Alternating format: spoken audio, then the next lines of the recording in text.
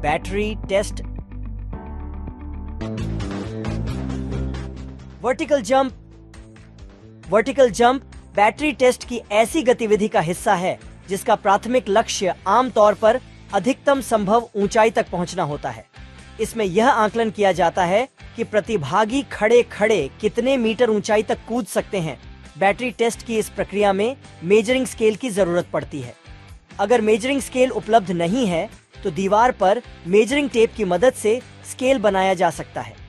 Vertical jump जहां पर किया जाना है वहां की जमीन समतल, सपाट और साफ सुथरी होनी चाहिए। ध्यान रहे कि इस जंप में प्रतिभागी के पांव में जूते या चप्पल नहीं होने चाहिए। इस प्रक्रिया में 2 चरण होते हैं। पहले चरण में दीवार पर बने स्केल से ठीक सटाकर प्रतिभागी को खड़ा कर दिया जाता है। प्रतिभागी दीवार या मेजरिंग स्केल से सटाकर अपने हाथ को खड़ा कर लेता है। हाथ के बीच वाली उंगली जहां तक जाती है उस ऊंचाई को अंकित कर लिया जाता है। दूसरे चरण में प्रतिभागी अपने हाथ की उंगलियों में चूना लगाकर दीवार में बने स्केल या मेजरिंग स्केल के पास अपनी जगह पर खड़े होकर अपना वो हाथ उठाकर जिसकी उंगलियों में चूना लगा है ऊंची कूद लगाता है, और जिस ऊंचाई तक वो कूद लगाता है अपने हाथ की उंगलियों में लगे चूने से वहां पर निशान लगा देना होता है। स्केल में जहां पर ये निशान लगाया जाता है उसको चिन्हित कर अंकित कर लिया जाता है। दूसरे चरण के माप से पहले चरण के माप को घटा लिया जाता है। इसमें जो परिणाम आता है वही स्कोर होता है। उदाहरण के तौर पर मान लिया जाए कि प्रतिभागी का हाथ 2.00 मीटर तक पहुंच जाता है और जंप करने के बाद 2.50 मीटर तक हाथ पहुंच जाता है, तो 2.50 मीटर में से 2.00 मीटर को घटा देते हैं और बचा हुआ 0.50 मीटर स्कोर होता है।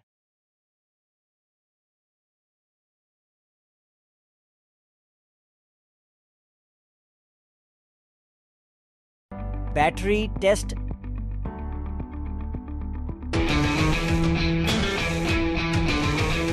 Forward bend. यह टेस्ट खिलाड़ी की पीठ के निचले हिस्से और हैमस्ट्रिंग की लचक, फ्लेक्सिबिलिटी मापने के लिए किया जाता है। इस टेस्ट के लिए हमें चाहिए खेल मैदान में पहले से मौजूद एक मजबूत, स्थायी स्टेज या स्टेडियम की बड़ी सीढ़ियां और एक मेजरिंग टेप। अगर स्टेज या सीढ़ी के अगले हिस्से पर मेजरमेंट स्केल पहले से छपा हो तो उसका भी उपयोग किया जा सकता है। खिलाड़ी के लिए स्टेज या सीढ़ी का एक किनारा चुनें। अगर स्केल छपा नहीं है तो मेजरिंग टेप को किनारे से सीधा नीचे की ओर लटकाएं ताकि 0 पॉइंट स्टेज की सतह के बराबर हो। खिलाड़ी स्टेज या सीढ़ी के किनारे पर खड़ा होगा, पैर आपस में जुड़े हुए, पंजे किनारे पर, जूते उतारकर। खिलाड़ी धीरे धीरे बिना झटके के आगे और नीचे की ओर झुकेगा और दोनों हाथों की उंगलियों से जितना नीचे हो सके पहुंचने की कोशिश करेगा। घुटने पूरी तरह सीधे रहने चाहिए। सबसे दूर पहुंचे बिंदु पर उंगलियों को लगभग 2 सेकंड के लिए रोकें। इसी स्थिति में स्टेज या सीढ़ी पर छपे स्केल से रीडिंग ली जाएगी या लटकाए गए मेजरिंग टेप से उंगलियों तक की दूरी नापी जाएगी। स्कोर सेंटीमीटर में दर्ज किया जाता है। स्टेज या सीढ़ी की सतह से नीचे जितनी अधिक दूरी तक पहुंचा जाए, फ्लेक्सिबिलिटी उतनी ही बेहतर मानी जाती है।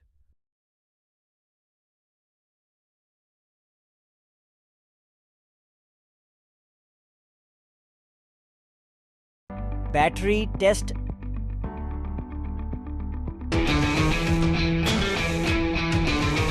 Height weight. यह टेस्ट खिलाड़ी की लंबाई और वजन मापने के लिए किया जाता है, जिससे उनकी शारीरिक बनावट का आकलन किया जा सके। इस टेस्ट के लिए हमें चाहिए एक स्टेडियोमीटर या दीवार पर लगा हाइट स्केल और एक डिजिटल या मैनुअल वजन मशीन। साथ ही एक समतल, सख्त सतह भी जरूरी है जहां वजन मशीन रखी जा सके। वजन मशीन को समतल सतह पर रखकर 0 पर सेट करें। हाइट स्केल को दीवार पर सीधा लगाएं और सुनिश्चित करें कि खिलाड़ी के जूते उतरे हों। हाइट स्केल की स्लाइडिंग भुजा को धीरे धीरे नीचे लाकर खिलाड़ी के सिर के ऊपरी हिस्से से छुआया जाएगा और रीडिंग ली जाएगी। रीडिंग सेंटीमीटर में 1 दशमलव तक दर्ज की जाती है। इसके बाद खिलाड़ी वजन मशीन पर खड़ा होगा, दोनों पैरों पर बराबर भार डालते हुए बिना हिले डुले। रीडिंग स्थिर होते ही वजन किलोग्राम में 1 दशमलव तक दर्ज किया जाएगा।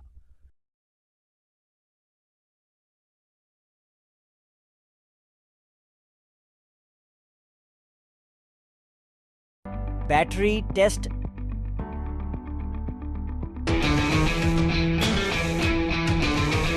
फ्लाइंग स्टार्ट यह टेस्ट खिलाड़ी की अधिकतम दौड़ने की गति यानी मैक्सिमम स्पीड मापने के लिए किया जाता है। इस टेस्ट के लिए हमें चाहिए एक समतल नॉन स्लिप ट्रैक और एक स्टॉप वॉच और साथ में मापने वाला टेप और मार्कर कोन। ट्रैक पर एक रनअप जोन चिह्नित करें, लगभग 10 से 15 मीटर का। खिलाड़ी रनअप जोन की शुरुआत में खड़ी स्थिति स्टैंडिंग पोजीशन में खड़ा होगा। खिलाड़ी धीरे धीरे स्पीड बढ़ाते हुए दौड़ेगा ताकि टाइमिंग लाइन तक पहुंचते पहुंचते पूरी स्पीड मिल जाए। टाइमिंग लाइन पार करते ही समय शुरू हो जाएगा। खिलाड़ी पूरी स्पीड से 30 मीटर की दूरी दौड़ेगा। फिनिश लाइन पार करते ही समय रोक दिया जाएगा। फिनिश लाइन के बाद पर्याप्त जगह रखें ताकि खिलाड़ी सुरक्षित रूप से रुक सके। यही है flying start test.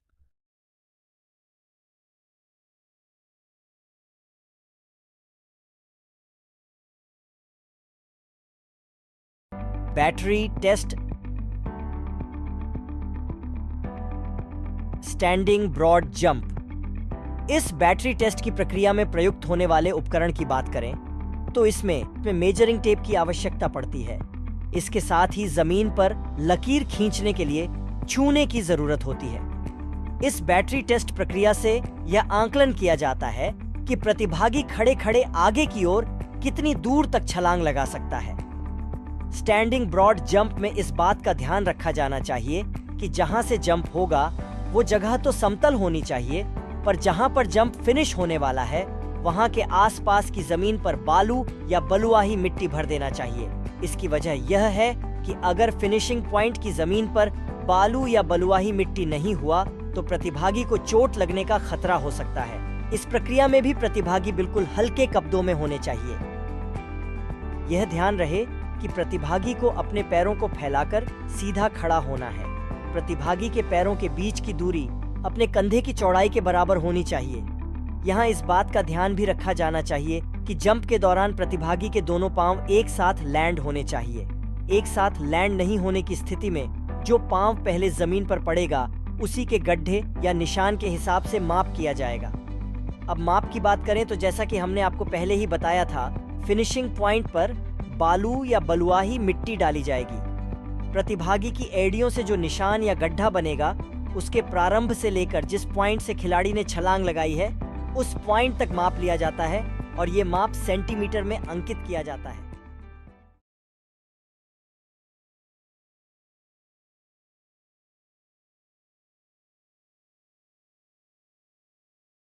Battery test.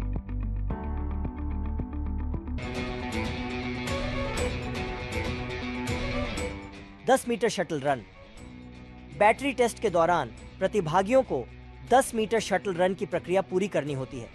बात करें इसमें प्रयुक्त होने वाले उपकरणों की तो इस प्रक्रिया में मेजरिंग टेप, स्टॉप वॉच और चूने की आवश्यकता होती है।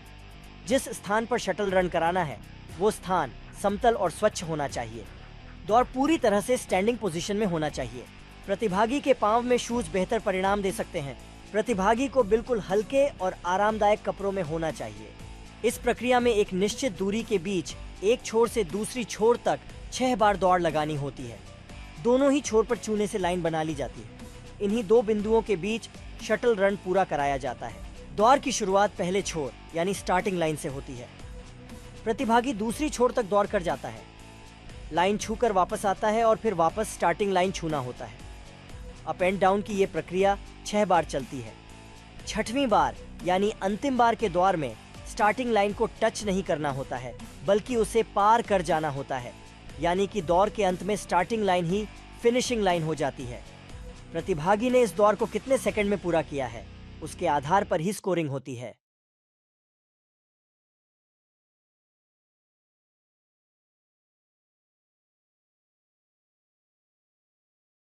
Battery test.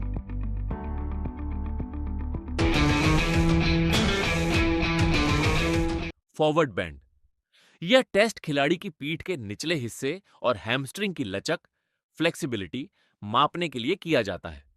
इस टेस्ट के लिए हमें चाहिए खेल मैदान में पहले से मौजूद एक मजबूत स्थायी स्टेज या स्टेडियम की बड़ी सीढ़ियां और एक मेजरिंग टेप। अगर स्टेज या सीढ़ी के अगले हिस्से पर मेजरमेंट स्केल पहले से छपा हो तो उसका भी उपयोग किया जा सकता है। खिलाड़ी के लिए स्टेज या सीढ़ी का एक किनारा चुनें। अगर स्केल छपा नहीं है तो मेजरिंग टेप को किनारे से सीधा नीचे की ओर लटकाएं ताकि 0 पॉइंट स्टेज की सतह के बराबर हो। खिलाड़ी स्टेज या सीढ़ी के किनारे पर खड़ा होगा, पैर आपस में जुड़े हुए, पंजे किनारे पर, जूते उतारकर। खिलाड़ी धीरे धीरे बिना झटके के आगे और नीचे की ओर झुकेगा और दोनों हाथों की उंगलियों से जितना नीचे हो सके पहुंचने की कोशिश करेगा। घुटने पूरी तरह सीधे रहने चाहिए। सबसे दूर पहुंचे बिंदु पर उंगलियों को लगभग 2 सेकंड के लिए रोकें।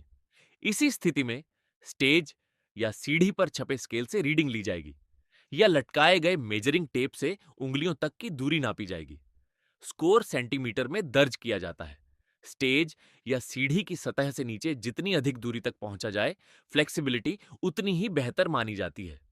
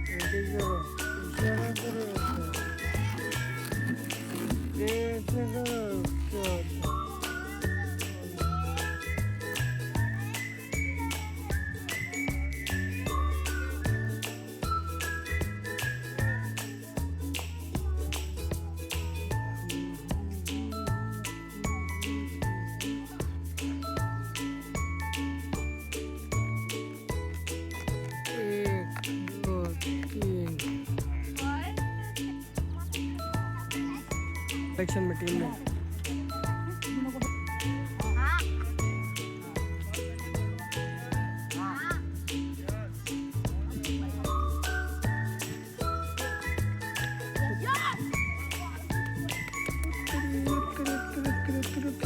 एक दो तीन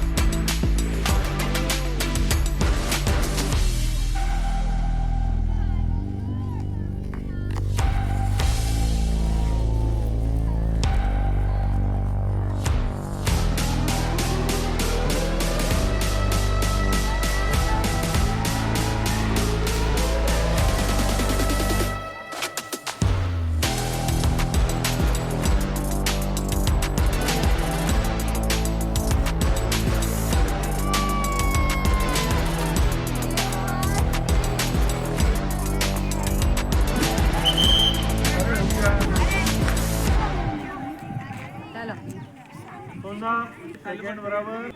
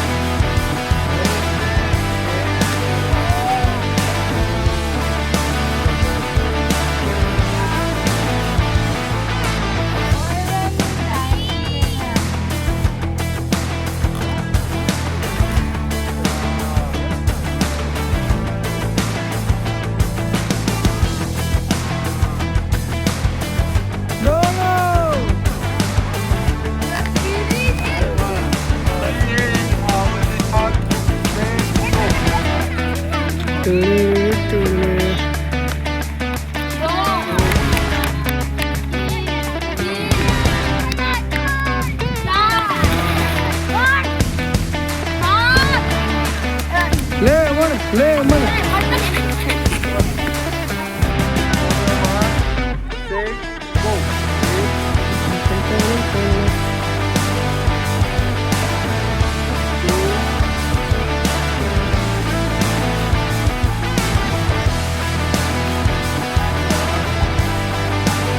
टेस्ट टेस्ट टेस्ट टेस्ट